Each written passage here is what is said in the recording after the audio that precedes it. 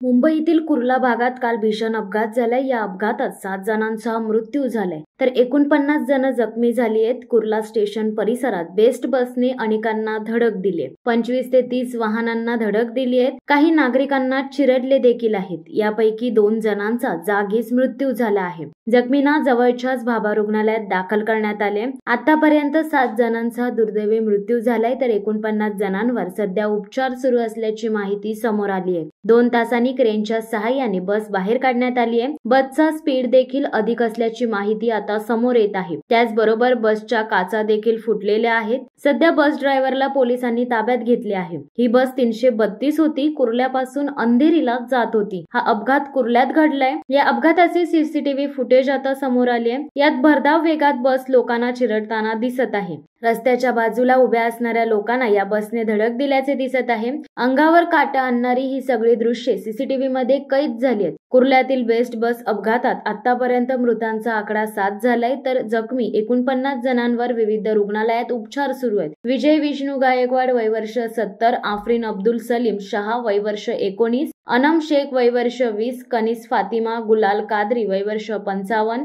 शिवम कश्यप वय वर्ष 18 अशी मृतांची नावे आहेत। जेव्हा हा अपघात घडला तेव्हा अपघातग्रस्त बसमध्ये तब्बल 60 प्रवासी असल्याचे पोलिसांनी सांगितले।